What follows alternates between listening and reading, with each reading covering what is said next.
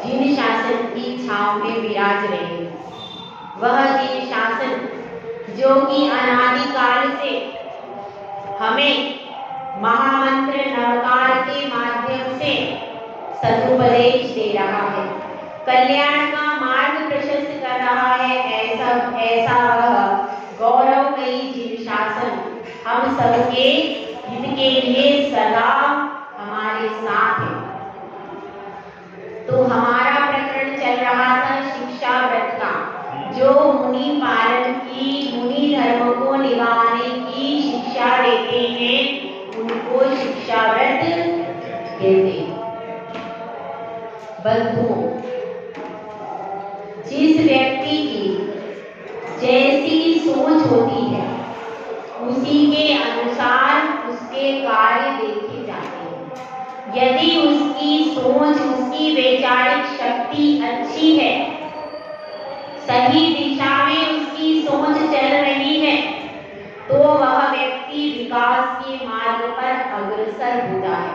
और अगर गलत दिशा में उसकी सोच चल रही है, तो वह जिंदगी भर काम करके भी कभी भी उन्नति के पथों पर प्राप्त नहीं होता है। जैसे कि जो लोग 5 पापों में संलग्न हैं, 5 पापों के बारे में पुरुषार्थ कर रहे हैं, प्रतिपल जीवों की हिंसा कर रहे हैं, झूठ बोल रहे हैं, चोरी कर रहे हैं, और कुछ भी स्व स्त्री और पर स्त्री के विवेक से रहित हैं, ऐसे जो लोग हैं वे भी संसार में पुरुषार्थ को कर रहे हैं। लेकिन पुरुषार्थ करते हुए भी, मेहनत करते हुए भी वे दुर्गति में जाते हैं और बहुत सारे दुखों को उठाते हैं। पुरुषार्थ तो वे भी कर रहे हैं और पुरुषार्थ हम भी। अंतर क्या है? उनकी दिशा गलत है और हमारी दिशा सही। हमारी दिशा क्या है? मोक्ष मार्ग है, और उनकी दिशा क्या है? संसार का मार्ग। वे चाहते तो हैं समस्त दुखों से छूटना। क्या चाहते हैं वो लोग? हम समस्त दुखों से छूटना चाहते हैं, लेकिन उनकी सोच क्या है?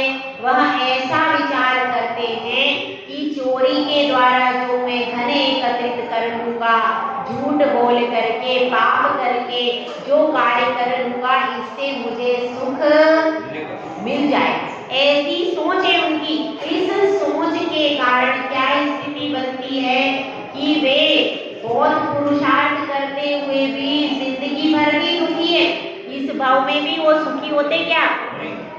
चोरी से कभी किसी के पुर, कभी किसी के नगर, कभी किसी के महल बसते नहीं है। इसलिए 5 पापों को करते हुए कोई भी न मन से संतुष्ट होता है, न धन से, न तन से संतुष्ट होता ही नहीं है, और प्रति समय उसको भय लगा रहता है। तो पुरुषार्थ वे भी कर रहे हैं, लेकिन चूंकि उनकी सोच गलत है और दिशा भी गलत है, इसलिए पुरुषार्थ करने के बाद भी उनको सुख नहीं मिलता। उनका लक्ष्य क्या है? सुख को पाना। हमारा भी लक्ष्य क्या है? हम दोनों का लक्ष्य एक ही है। जो 5 पापों में, 7 व्यसनों में संलग्न है, जो 7 व्यसनों और 5 पापों में सुख को मानता है, वह भी सुख ही चाहता है, दुख नहीं चाहता। लेकिन उसको यह ज्ञान नहीं है कि इन 7 व्यसन और 5 पापों को करने से मेरा अहित ही होगा, हित कभी भी होगा नहीं होगा। बड़ी गुरुदेव की कृपा है, जिनवाणी माता की कृपा है, वीतरागी देव की कृपा है कि उन्होंने पहले ही समझा दिया कि बेटा देखो, 5 पाप और 7 व्यसन पहले ही छोड़ देते हैं। जिसने छोड़ दिए वही जिरकुल में अभिषेक पूजा का पात्र है। जो 7 व्यसनों में लगा हुआ है वह तो अभिषेक और पूजा का पात्र भी नहीं। हमको तो पहले ही जिन धर्म मिल गया तो ये सारे उपद्रव पहले ही शांत हो गए। लेकिन ऐसे भी लोग हैं जो कि विधर्मी हैं और बिना ज्ञान के सुख मान करके इधर उधर भटकते हैं और इस भव में भी दुखी रहते हैं, पर भव में दुर्गति में जाकर अपार दुखों को भोगते। वे अज्ञान के कारण और अपनी सोच गलत होने के कारण ऐसा दुख पाते हैं। तो देखिए, एक छोटी सी कहानी के माध्यम से हम अपनी बात को समझते हैं कि एक शीश महल बना हुआ था। जयपुर में बना है शायद शीश महल, जयपुर में बना है शीश महल। शीश महल मतलब क्या होता है? शीश महल का अर्थ है चारों तरफ आईने लगे होते, ऊपर नीचे बीच में पूरा कांच से बना हुआ रहता है। साइड में ऊपर नीचे सब तरफ क्या होता है? उसमें कांच ही कांच, चारों तरफ अपनी ही तस्वीर दिखाई देती है। तो ऐसा शीश में अगर आप उसमें प्रवेश करेंगे तो आपके बहुत सारे अनेक रूप दिखाई देंगे। ऐसा वह शीश महल होगा। तो एक उस शीश महल में एक कुत्ते ने प्रवेश किया। अब उस कुत्ते ने प्रवेश किया तो वह देख रहा है ऊपर नीचे इतने सारे कुत्ते हैं, ये सब मुझे परेशान करेंगे। तो वो जोर जोर से चिल्लाने लगा और भौंकने लगा। क्या हुआ? जितने शीश महल में दिख रहा, उसके रूप दिख रहा था, वो सारे इतने सारे कुत्ते मेरे ऊपर भौंक रहे हैं, चिल्ला रहे हैं। और वह खाने को दौड़ा। जो कांच नीचे की साइड था, उसको लगा ये सामने वाला कुत्ता आ रहा है खाने को, तो उसके ऊपर दौड़ा। तो क्या हुआ? कांच से टकरा करके उसका मुख फूट गया और सिर भी फूट गया, हाथ पैर भी टूट गए। क्यों? लड़ने के लिए गया वो कांच वाले कुत्ते से। वो असली कुत्ता थोड़ी, वह तो नकली कुत्ता। तो क्यों गया? क्योंकि सबसे पहला अज्ञान भाव था और अज्ञान भाव के कारण उसकी सोच गलत हो रही थी कि मैं इस कुत्ते से लड़ करके विजय प्राप्त कर लूंगा, मैं जीत जाऊंगा तो मैं सुखी बन जाऊंगा। ये उसकी सोच थी, पर सही सोच थी क्या भाई? गलत सोच है। तो हमारी सोच कैसी भाई? हमारी सोच भी ऐसी चल रही कि हम विषय भोगों में सुख को मान रहे। घर में सुख है, पुत्र पुत्री में और इसमें पोता पोती में सुख है, ऐसा मान करके बैठे भाई। क्रिया तो वही चल रही है, सही है कि नहीं? हाँ छोटी क्रिया क्या चल रही है? जैसे ही घर में जाते वो पोता पोती आ जाते, दादाजी हाँ आ जाओ। क्रिया तो वही चल रही है। और उसमें ही जब घर में जाते हैं तब तो ऐसा ही लगता है कि स्वर्ग है तो कहाँ है? नहीं, ऐसी परिणति। अब देखिए, वो शीश महल था, उसमें अब दूसरा कुत्ता आया। ठीक है, दूसरा कुत्ता कैसा था? थोड़ा शांत स्वभाव का, समझदार था। उसको मालूम था कि ये सिर्फ फोटो है, रियल नहीं है और मेरे ही फोटो है। तो अब वहां जा गया, वहां पर बड़ा खुश, उसने देखा इतने सारे कुत्ते और बड़ा खुश हुआ, मुस्कुराने लगा, पूछ हिलाने लगा। उसने कहा मेरे इतने सारे दोस्त बन गए हैं। क्या हुआ? वह तो मुस्कुराता हुआ गया। तो मुस्कुराने से क्या हुआ? उसको इतने सारे प्रतिबिंब दिखे। तो उसने कहा अरे मेरे इतने सारे दोस्त बन गए, सारी दुनिया मेरी क्या बन गई? दोस्त बन गई। सब इतना सारे मित्र बन गए मुझे, मेरा तो इतना अच्छा हो गया। और वो खुश खुश गया और खुश खुश आ गया। ऐसा ही हमको करना, क्या करना? ऐसा जैसा उस कुत्ते ने किया वैसा ही हमको करना है। सारी दुनिया में आओ और क्या करो?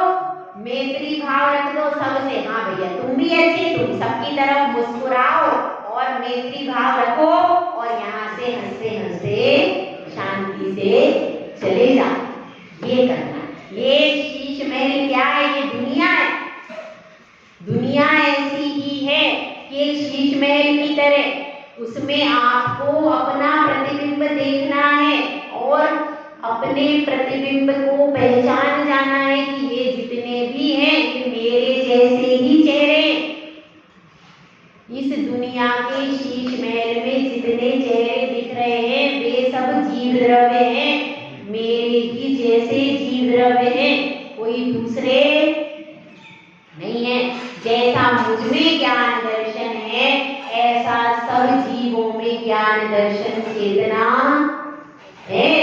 तो इसलिए सबको अच्छे से मैत्री भाव रखो, सबके प्रति सद्भावना रखो और आप सद्भावना से इस भव में भी आगे बढ़ जाओगे और अपना जीवन सुधार लोगे, अच्छा बना लोगे और परलोक में भी जीवन अच्छा बना लोगे।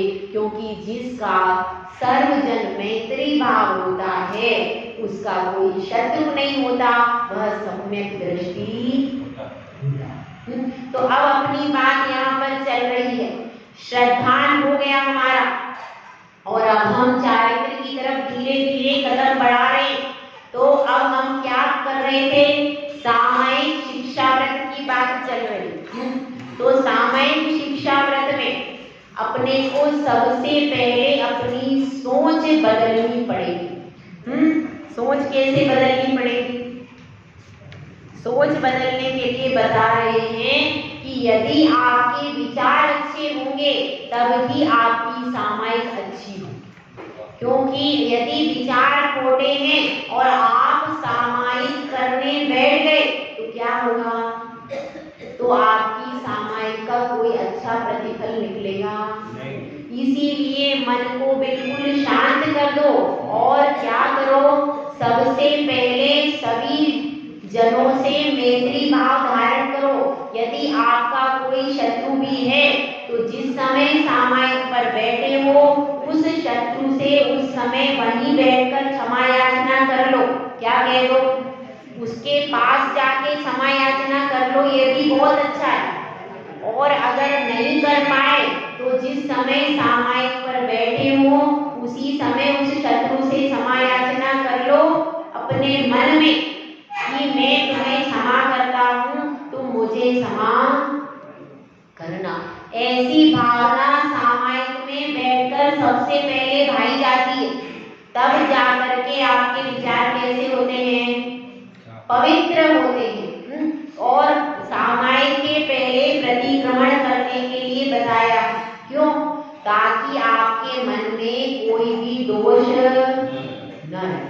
पहले प्रतिक्रमण करो, उसके बाद क्या बोलो? खम्मामि सब जीवाणम सर्वे जीवा भवन्तु में मिट्टी में सब भूतेषु वैरम मध्यम न।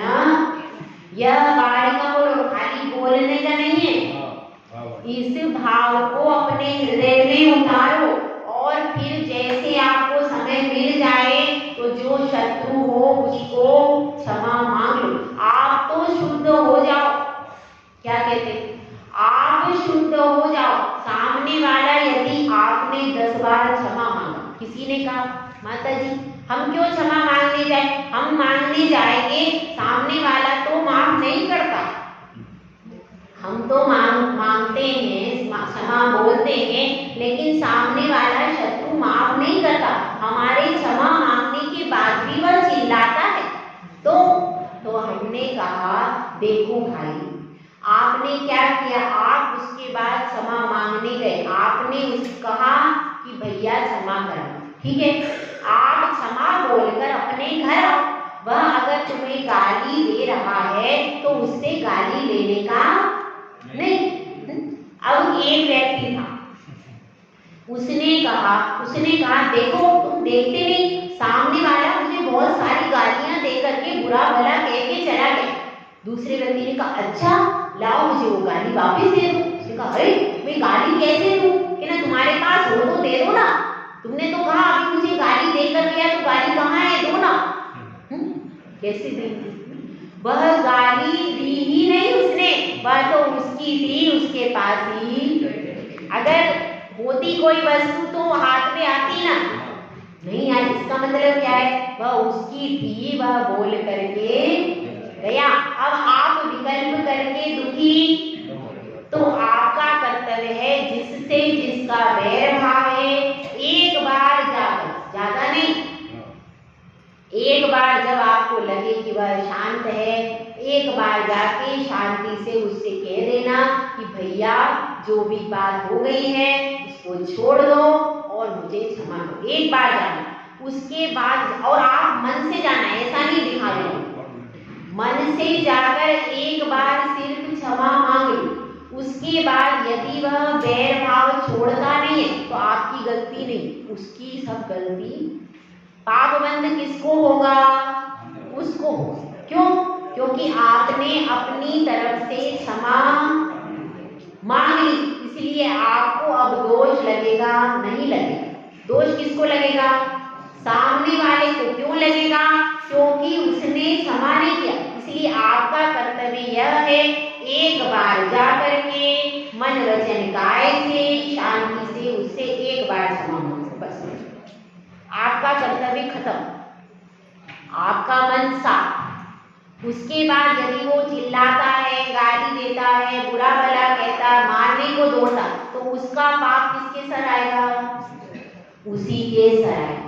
आप अपनी क्षमा मांग करके उस विकल्प से रहित, ठीक है, समझ में आई बात? तो इस तरह से अपन अपनी तरफ से वैर भाव को छोड़ दें और फिर वहां पर तो क्षमा मांग ली, उसके बाद जब जब सामायिक करोगे तो पहले क्षमा मांगना अनिवार्य है। बिना क्षमा मांगे, बिना प्रतिक्रमण किए सामायिक वास्तविक होती नहीं। यही हम लोग जब सामायिक करते हैं उसमें पंक्ति आती है खम्मामी सब जीवाड़ा, प्रतिक्रमण करते हैं तो उसमें भी पंक्ति आती है, 3 टाइम सामायिक करो तो उसमें भी क्षमा मांगो सब जीवों से, और प्रतिक्रमण करो तो उसमें भी सब जीवों से क्षमा मांगो। उसके पहले प्रतिक्रमण स्टार्ट ही नहीं होता, सामायिक स्टार्ट ही नहीं होती साधु की। आप सोच लो, अगर कोई साधु आपको कुछ बोल दे तो क्या हो? तो उसने बोल दिया, जैसे ही उन्होंने प्रतिक्रमण स्टार्ट किया, दूसरी तीसरी लाइन में आएगी खम्मामी, तभी उसने क्षमा मांग ली। उसके बाद उसने सामायिक शुरू की साधु ने, तो सामायिक ने भी क्षमा मांग ली। 3 टाइम सामायिक में क्षमा मांगते हैं, 2 बार प्रतिक्रमण में क्षमा मांगते हैं साधु, तो उन लोगों की तो वहीं के वहीं क्षमा हो जाती। इसलिए ऐसा नहीं सोचना कभी किसी साधु ने कुछ बोल भी दिया तो उनका क्या होगा, वो तो प्रतिक्रमण और सामायिक उनकी चलती रहती है, तो उनका तो अपने आप ही समाधान हो जाता है। आपकी अगर होगी बिगड़ेगी तो आपका समाधान होना बहुत मुश्किल। ठीक है, तो समझ में आया क्या करना पड़ेगा? सामायिक के पहले प्रतिक्रमण अपना या आलोचना पाठ पढ़ो, उसके बाद क्या पढ़ो? उसके बाद सब जीवों से क्षमा मांगो, उसके बाद फिर सामायिक शुरू करो। ठीक है, अब इसमें बता रहे हैं कि कैसे सामायिक में कैसे किस विधि से करना चाहिए। गाथा नंबर 98। मूर्धरूह मुष्टिवासो बंधन पर्यंक बंधनम चापी स्थान मुपवेशनम वा सम्यक जानन्ति सम्यग्या मूर्धरूह मुष्टिवासो बंधम पर्यंक बंधनम चापी स्थान मुपवेशनम वा सम्यक जानन्ति सम्यग्याः। अब इसमें क्या कह रहे हैं इसको समझिए। सबसे पहले बताया है मूढ़ आगम के ज्ञाता पुरुष, ये लिखा है। सम्यज्ञा का मतलब क्या है? आचार्य परमेष्टि की विनयशीलता, कि हर श्लोक में वो कह रहे हैं मैं नहीं कह रहा। कौन कह रहा है? समय के ज्ञाता पुरुष कौन है? अरहंत भगवान गणधर परमेष्टि, वो कह रहे हैं मैं नहीं कह रहा। कितनी विनयशीलता, ऐसी विनयशीलता किसी शास्त्र में भी मुश्किल से मिले। कह रहे हैं जो समय के ज्ञाता, मतलब आत्मा के ज्ञाता पुरुष कौन है? अनंत भगवान कह रहे, क्या कह रहे हैं? मूर्धरू। मूर्धरू का मतलब क्या है? केश बंद। मूर्ध का अर्थ क्या है? केश। बालों में पहले चोटी होती थी, अब तो होती नहीं गई। पहले ऐसा करते थे, स्त्रियां जैसे बैठी हैं सामायिक पर, पुरुषों के क्या होते थे? यज्ञोपवीत संस्कार, तो एक चोटी निकाल दी जाती थी, मुंडन नहीं होता था, एक छोटी चोटी पीछे निकाल दी जाती थी और बाकी मुंडन करा दिया जाता था, एक चोटी रखी जाती थी पुरुषों की। उस चोटी में गांठ लगा देते थे और वह इजीली, हल्की गांठ, और जब तक यह गांठ नहीं खुलेगी तब तक मेरा सामायिक चलेगी। अब तो और स्त्रियां भी गांठ बांध लेती थी, कहाँ पर? अब तो भैया चोटी रही नहीं, क्या करें? यह अपने संस्कार थे पहले कि चोटी, पहले तो चोटी के बिना बाहर निकलते नहीं थे, नहीं तो कहते थे कि ये क्या है, अच्छे शब्दों से संबोधित नहीं करते थे, ऐसा था पहले, था कि नहीं? जो ऐसा संभ्रांत महिला कौन है, इसकी पहचान पहले कैसे होती थी? जिसकी चोटी है और जूड़ा है, यह संभ्रांत सभ्य घर की महिला, ऐसे पहचान की जाती थी। और जो बाल बिखेर के और मेकअप करके जाती हैं, ये महिलाएं कैसी हैं? ये संभ्रांत घर की संस्कारित महिला नहीं, ऐसे पहचान की जाती। तुम मोदी जी गलत बोल रही हो? पहले पहचान ऐसे होती थी महिलाओं की, जो संभ्रांत घर की महिला है, चर्चा मत करो, सम्राट घर की महिला है, उसके चोटी होगी, जूड़ा होगा और सिर इतना ढका होगा। हाँ भाई, ये कहाँ झांकी पहुंची? अब क्या होगा? देखो, चोटी गई, जूड़ा गया, पल्ला गया, सब गया। अब पहचानना मुश्किल है कौन कैसी महिला है, किस घर की महिला है, जैन है नहीं है, कोई पहचान के चिन्ह सब खत्म कर दिए महिलाओं ने। सुहागिन महिला है, कैसे पहचानेंगे? पैर में बिछिया, हाथ में कांच की चूड़ियां, मांग भरी और लाल बड़ी बिंदी, ये सुहागिन स्त्री की पहचान थी। अब कुछ भी नहीं रहा, बिछिया भी गायब हो गई, मंगलसूत्र होता था, अब ये सब कुछ भी नहीं रहा। हमने अपने पहचान के चिन्ह खो दिए, तो मर्यादाएं सब खत्म हो गई। ऐसी स्थिति, पहले स्त्रियों की पहचान की ये सब चिन्ह होते थे कि नहीं? ऐसा होता था। तो अब ये बात चल रही है अपनी कि पहले चोटी होती थी और चोटी या जूड़ा होता था, तो उसमें क्या कर लेते थे? चोटी में गांठ बांध लेते थे, और जितने समय तक स्वाभाविक रूप से वो गांठ खुलती नहीं थी, उतने समय तक सामायिक करती। ऐसा। उसके बाद क्या होता था? मुष्टिबंध। मुष्टिबंध का अर्थ क्या है? मुट्ठी को बांध लिया, मुट्ठी को बांध लिया, और मुट्ठी को बांधने के बाद जब तक मैं स्वाभाविक मुट्ठी बांध करके बैठ सकता हूँ, तब तक के लिए सामायिक करूँगा, ऐसा सोच लेते। ये क्या हो गया? मुष्टिबंध इसको कहते हैं। दूसरे, वस्त्रबंध। वस्त्रबंध का मतलब है हमारा पल्ला होता, पल्ले में गांठ। अब जीन्स टॉप पहने तो काय में गांठ लगाएंगे मोदी जी? बताओ भाई। हाँ, जीन्स टॉप पहने, अब मुंह गांठ काय में लगी? हाँ, अब साड़ी हो तो पल्लू में लग जाए, सूट हो तो दुपट्टे में लग जाए, तो सूट तो बिना दुपट्टे के हो गए। जो चुनरी और आंचल तो रहे नहीं। क्या साड़ी में गांठ लग सकती है, चुनरी में गांठ लग सकती है, धोती दुपट्टे में भी लग सकती है, लेकिन जीन्स में कैसे लगे? अब आप लोग जीन्स में गांठ लगाने की विधि बताओ, कैसे लगती? ऐसी स्थिति हो गई। तो अब इसमें कहाँ गांठ लगती थी?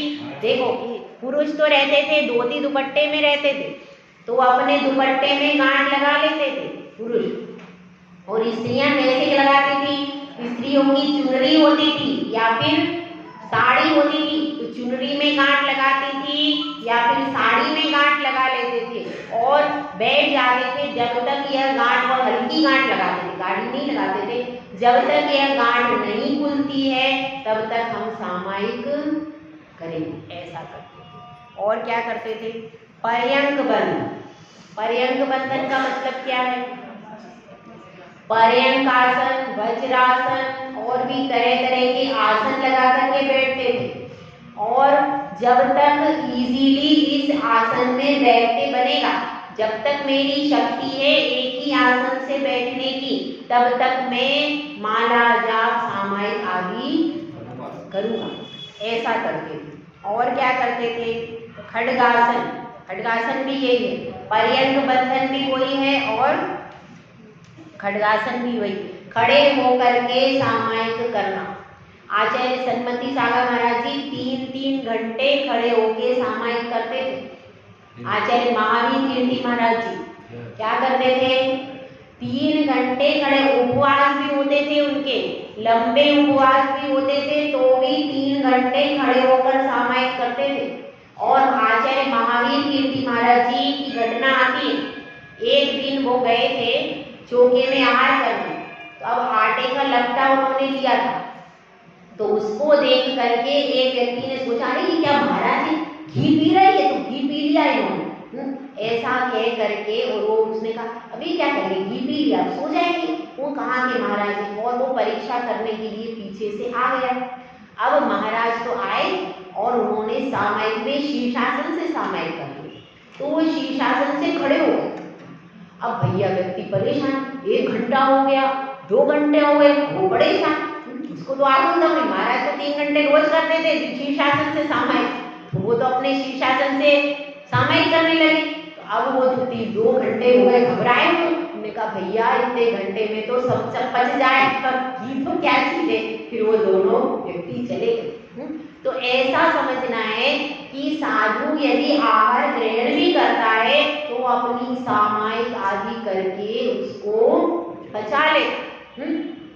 तो ऐसे भी शीर्षासन से सामायिक करना सरल नहीं है, सरल है नहीं है सरल, तो भी और 3-3 घंटे कितना कठिन काम है। थोड़ा बहुत चलो कोई कर ले, 5 मिनट 10 मिनट भी बहुत हो गया शीर्षासन से। 3 घंटे सामायिक करते थे आचार्य महावीर कीर्ति महाराज, सामायिक शीर्षासन से, कितना कठिन। तो ऐसा कठिन कोई शीर्षासन लगाकर, एक कुक्कुटासन होता है, वीरासन होते, ऐसे तरह तरह के कठिन आसन लगा करके लोग सामायिक करते थे साधु लोग। तो इसीलिए बताया है जब तक सामान्य रूप से तो अभ्यास रूप में श्रावक को बता दिया, लेकिन साधु कठिन आसन लगा करके सामायिक करते। तो अब इसमें क्या बताया?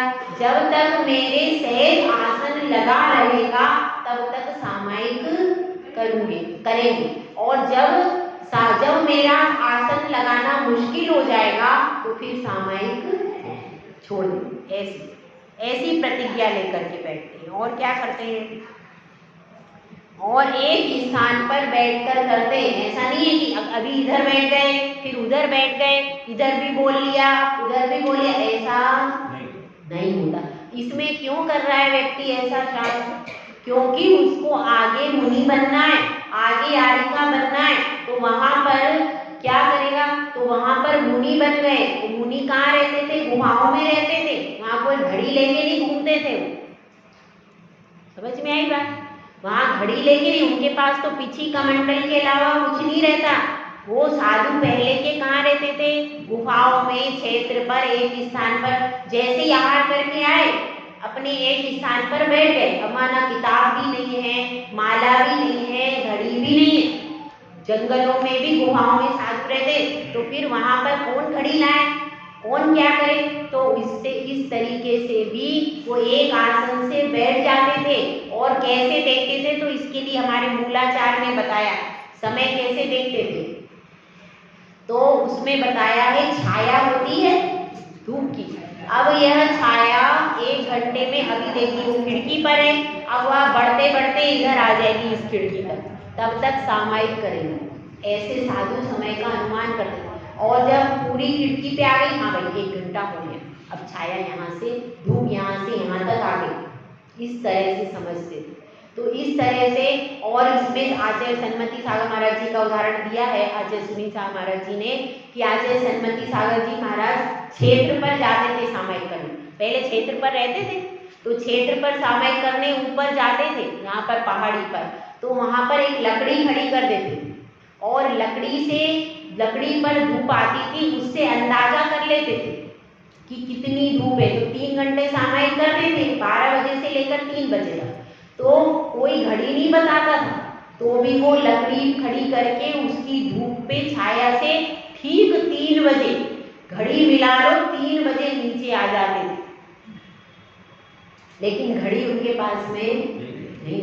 तो इतना अभ्यास होता है किसको, साधु को, क्योंकि देखो वो निष्प्रय वृत्ति के धारक होते हैं साधु। ये तो हम लोगों का है, हमको घड़ी भी चाहिए, ये भी चाहिए। वो तो ऐसे महान बड़े बड़े आचार्य जो हुए हैं, वो तो निष्प्रय वृत्ति के रहते हैं, धूप से ही अनुमान लगा करके और उनका और टाइम फिक्स टाइम पे कर लेते। अपन सोचते कि नहीं उनको क्या पता चल, वो पूरे फिक्स टाइम पे आ करके अपनी सारी क्रियाओं को कर लेते। ऐसा धूप से भी जो मूलाचार में आया है, मूलाचार में इस प्रकार से बताया है, 1 पाद छाया, 2 पाद छाया। पहले उससे पैरों से माप के देखते कि कहाँ तक छाया आई और घुटने तक आ गई, पैर तक आ गई। इस तरह से नाप करके सामायिक की जाती है। क्योंकि पहले साधु कैसे रहते थे, निष्प्रय रहते, पीछे कमंडल रखते थे, घड़ी रखते नहीं थे। तो वह इस तरह से धूप से, सूरज की धूप आदि से माप करके समय का ज्ञान और सूरज की दिशा से भी करते थे। अब सूरज घूम करके अभी कहाँ आ गया, तो इसका मतलब मध्याह्न काल हो गया। अब मुझे सामायिक में सूरज की गति से, सूरज की धूप से और इस तरह से जान करके सामायिक को करते थे। तो यहाँ पर यही बताया गया है कि सामायिक का काल, सामायिक को किस प्रकार से करना चाहिए। इसको समझ में आ गया। अब इसके बाद दूसरा श्लोक लेते हैं अपन। इसमें यह बताया गया है कि सामायिक कहाँ पर करना चाहिए, सामायिक कहाँ पर करना चाहिए, ये इस श्लोक में बताया। एकांते सामायिकम, निर्व्याक्षेपे वनेषु वास्तुषु च, चैत्यालयेषु वापि च, परिचेतव्यं प्रसन्नधिया। एकांते सामायिकं, निर्व्याक्षेपे वनेषु वास्तुषु च, चैत्यालयेषु वापि च, परिचेतव्यं प्रसन्नधिया। अब इसमें क्या कह रहे हैं, सामायिक के लिए आप बैठो तो कौन से स्थान पर बैठना चाहिए। सबसे पहले क्या कहा, प्रसन्न होकर, प्रसन्न दिया। बुद्धि कैसी होना चाहिए, प्रसन्न होना चाहिए। हम सामायिक कर रहे, हमारा सौभाग्य है ऐसा सोच के, अरे अब करना पड़ रही है, भूख लग रही है और देखो भोजन कर लिया, नींद आ रही है, कैसे करें, मन नहीं लग रहा है। अब प्रतिमा तो ले ली, अब करना तो पड़ेगी। हाँ कर लो और क्या है, प्रतिमा ले ली, अब करना तो पड़ेगी। सामायिक नहीं करेंगे तो बहू रोटी भी नहीं देगी।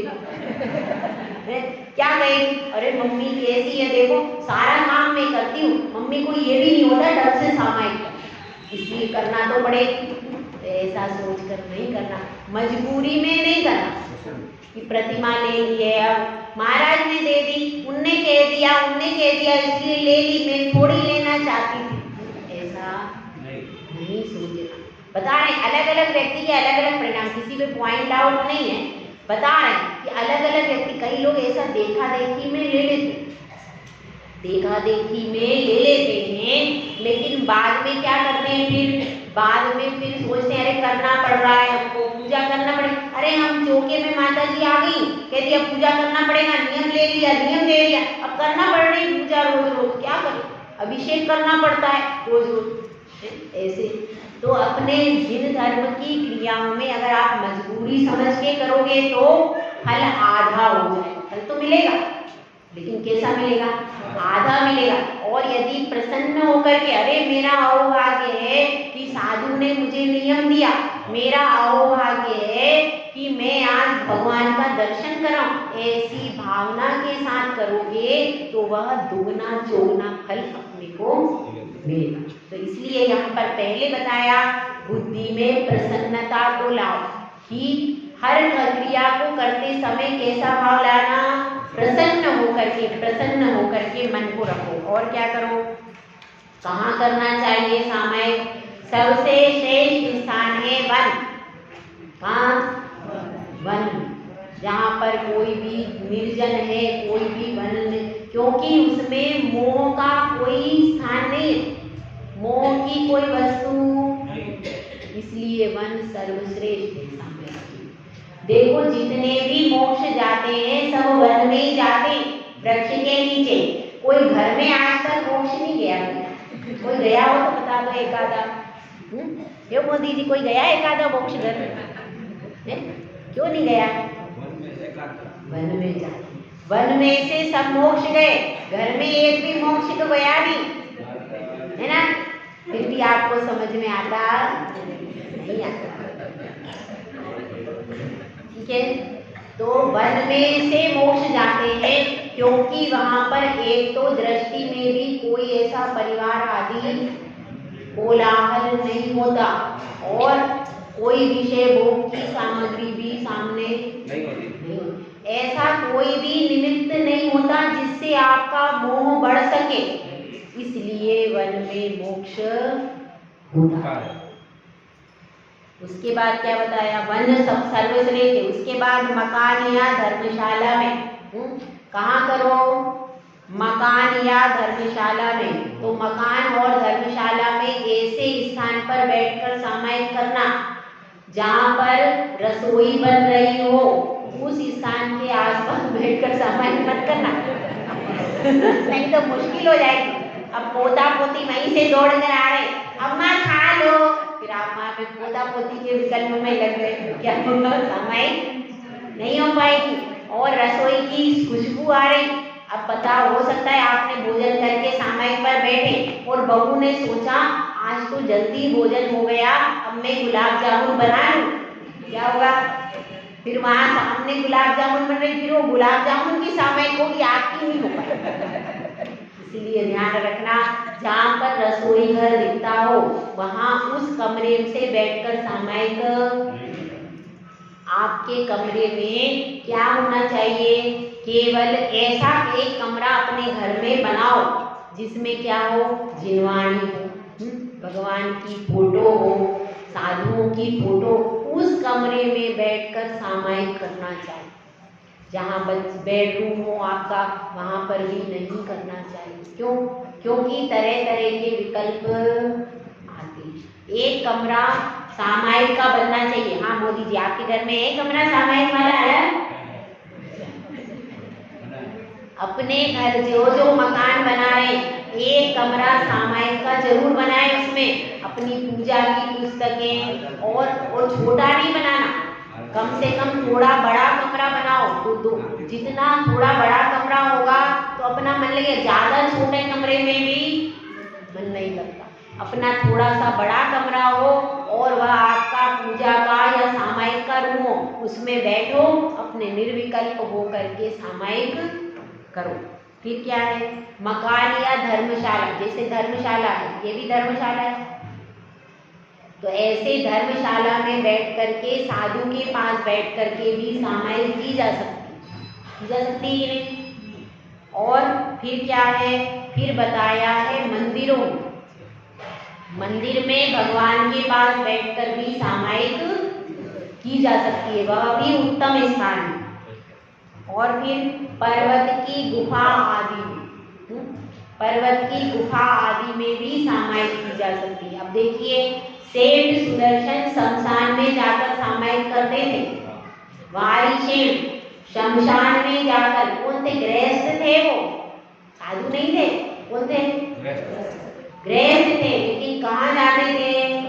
शमशान। शमशान में जाना आसान खेल नहीं, तो शमशान में जाकर के सामायिक करते थे। तो इस प्रकार से पर्वत की गुफा, लेकिन अभी आपकी प्रारंभिक दशा है, इसलिए आप अभी उसमें जाकर सामायिक नहीं कर सकते। तो ये प्रारंभिक दशा वालों के लिए बताया है। कोई पर्वत है, उसकी गुफा आदि है, उसमें करना चाहिए। और उपद्रव रहित, जहाँ पर किसी प्रकार का उपद्रव न हो, ऐसी स्थिति में सामायिक करना। कब? प्राथमिक अवस्था चल रही अपनी सबकी, अभी अपन निष्णात नहीं है कि मच्छर भी एक आ जाए तो सामायिक नहीं होती, भाई होती है, नहीं हो पाती, फिर मच्छर में ही सामायिक होती है। इसीलिए ऐसे स्थान पर बैठो जहाँ आपकी निराकुल सामायिक हो जाए, उपद्रव रहित स्थान, और एकांत स्थान होना चाहिए जहाँ पर बच्चे खेल रहे हो, कोई बात कर रहा है। अब ऐसा नहीं बैठ जाना कि छत पर जाकर बैठ गए, खिड़की के पास बैठ गए, बाजार के पास, वहां से बाजार दिख रहा है, तो फिर आपकी सामायिक डिस्टर्ब हो जाएगी। जहाँ पर बाजार दिख रहा है, जहाँ पर लोग आते चलते दिख रहे हैं, घर में बच्चे खेल रहे हैं, ऐसे स्थान के पास बैठकर सामायिक, खिड़की में, छत पर बैठकर सामायिक नहीं करना, क्योंकि वहां पर तरह तरह के लोग दिख रहे, कोई चिल्ला रहा है, कोई दौड़ रहा है, कोई कुछ कर रहा है, कोई कुछ कर रहा है, तो उन सबको देख करके आपका विकल्प बढ़ जाएगा। इसलिए ऐसे स्थान पर सामायिक नहीं करना। मतलब यहाँ पर स्पष्ट रूप से बताया एकांत स्थान। तो अब मेरा प्रश्न है, आप साधु के पास में आए, मंदिर में आए, तो मंदिर में तो आप भी बैठे हो और यहाँ पर पुरुष भी बैठे हैं, और क्या बैठा है, सब लोग बैठे, तो मंदिर में कैसे करूँ? क्या लिखा पहली कंडीशन? एकांत। सही है कि नहीं? हाँ बताओ भाई, कोई उत्तर दो। एकांत स्थान लिखा है, क्या करना चाहिए? नहीं, हाँ बताओ भाई, आंसर दो। मंदिर है नहीं, मुझे तो बताओ, इसमें पहली कंडीशन एकांत लिखा। अब आप मंदिर में आए, धर्मशाला में आए, अब धर्मशाला में कोई दूसरा बैठा हो, मंदिर में दूसरा बैठा हो, तो उसको भगाएंगे थोड़ी, क्या करेंगे फिर? मंदिर को खाली करेंगे, फिर ये बैठेंगे, बात को बता। हाँ देखो, ऐसा है, मंदिर का जो परिसर है उसमें पहले तो विषय भोगों की कोई सामग्री होगी ही नहीं।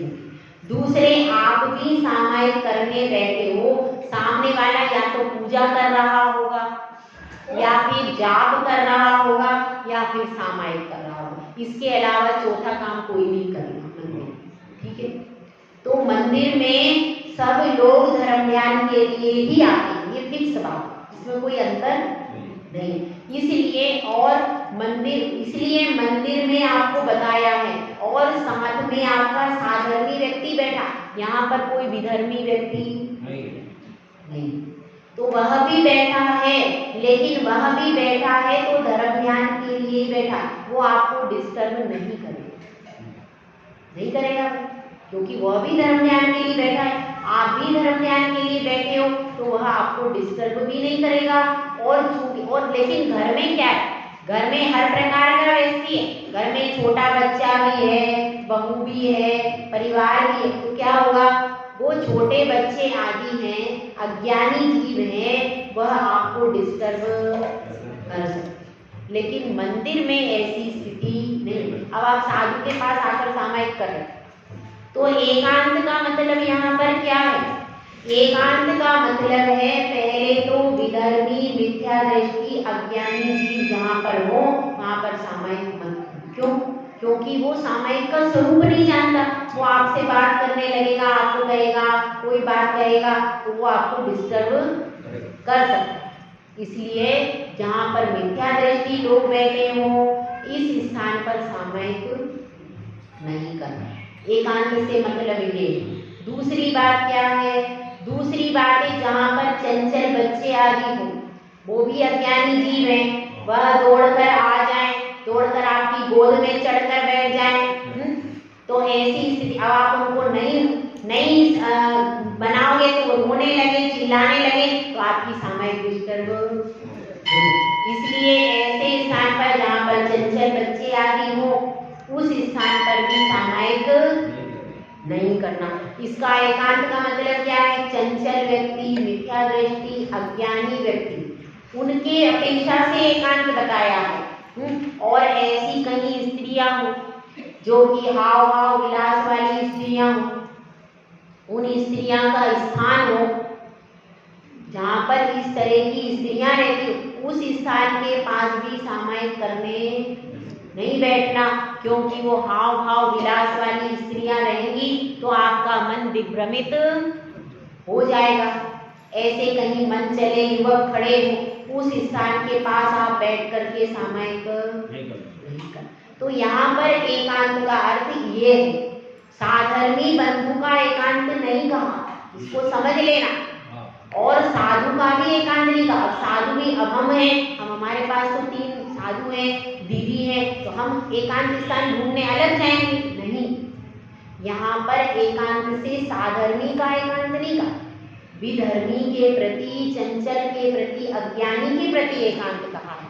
साधु के पास बैठकर आप सामायिक कर सकते हैं, क्योंकि साधु तो मौन है, वह भी सामायिक कर रहा है, उसके पास भी आप बैठकर तो आपकी सामायिक और अच्छी होगी साधु के पास। क्यों? क्योंकि वो भी मौन से बैठे, आप भी मौन से बैठो, वहां पर सामायिक करो, कर सकते हो, कोई दिक्कत नहीं। तो इस तरह से समझना कि यहाँ पर एकांत से अभिप्राय क्या है। ठीक है, समझ में आ गया सबको? अब इसमें सामायिक मुख्य है। क्यों मुख्य है? सारे व्रतों में सामायिक मुख्य, क्योंकि मैंने आपको बताया कि समता सारी चीजों में मुख्य है, राग द्वेष छोड़ना ही मुख्य है। यदि आप राग द्वेष को नहीं छोड़ पाए और बहुत सारी क्रियाओं को कर रहे हो तो वह आपकी क्रियाएं फलीभूत नहीं। इसीलिए यदि जिसका सामायिक का अभ्यास हो गया, जिसने सामायिक का अभ्यास कर लिया है, वह आगे क्या करेगा? वह आगे धीरे धीरे बढ़ करके महाव्रत का भी पालन कर लेगा। लेकिन जिसका समता का, सामायिक का अभ्यास नहीं है, वो आगे दीक्षा लेकर के कार्य नहीं कर पाएगा। क्यों? क्योंकि वो चंचल रहेगा, उसको सामायिक में बैठने का अभ्यास ही नहीं है, तो कैसे दीक्षा लेके बाद में चंचलता कम होगी। इसलिए जो जो दीक्षा लेना चाहते हैं, यहाँ सब दीक्षार्थी बैठे हुए, जो जो दीक्षा लेना चाहते हैं उनको अपनी सामायिक बहुत अच्छे से करना चाहिए, निरतिचार होकर के करना चाहिए, जिससे कि क्या होगा? हमारा मन पवित्र बनेगा, हमारा आचरण पवित्र बनेगा और हमारा जीवन भी कैसा बनेगा? पवित्र बनेगा। कब बनेगा? जब सामायिक, और एक बार की सामायिक में बहुत सारे दोषों का निराकरण हो जाता है। इसमें करीब करीब 6-7 कारिकाओं में आचार्य श्री ने बहुत अच्छा वर्णन किया है सामायिक, बहुत अच्छा। रत्नकरंड शावकाचार्य में इतना बढ़िया वर्णन सामायिक का बताया है। अगर कोई इन 5-6 श्लोकों को पढ़कर सामायिक करे तो बहुत उत्कृष्ट सामायिक कर सकता है। सब कुछ इसमें बताया, बहुत अच्छा विश्लेषण। अभी भी ये खत्म नहीं हुआ, अभी देखिए इसमें 5-6-7 श्लोक और बचे केवल सामायिक के ऊपर। उसके अतिचार भी नहीं, अतिचार भी बाद में हुए। इतना आचार्य श्री ने इतना लेखन कार्य क्यों किया? इसलिए किया कि समता रूपी सामायिक बहुत ज्यादा जरूरी। जब तक आपके मन में समता नहीं आती तब तक आप सुखी कभी भी हो नहीं सकते। राग द्वेष रूपी वैतरणी में अपने तैरते रहेंगे और एक बार समता की नदी मिल गई तो हमारे सारे पापों का प्रक्षालन होते देर नहीं लगेगी। साधु भी सामायिक कैसे करते? घंटों घंटों ध्यान में बैठे रहते। उत्कृष्ट सामायिक बताइए। 2 घंटा 24 मिनट, ये उत्कृष्ट सामायिक। सब इसमें धीरे धीरे आएगा। मैं अब थोड़ा थोड़ा आपको ट्रेलर बता रही हूँ, इसमें सब कुछ आना है। इसमें बहुत परिपूर्ण सामायिक का परिपूर्ण व्याख्यान आचार्य श्री ने इसमें किया है। और उनकी विनयशीलता कि हर गाथा में कह देते हैं, गणधर कह रहे हैं, अनंत कह रहे, अपना नाम की। तो हम सबको क्या करना चाहिए, इसमें जो जो बताया है उसको अपने आचरण में उतारना चाहिए और हमारी सामायिक को निर्दोष बनाना चाहिए। जय बुरा जय सुंदर।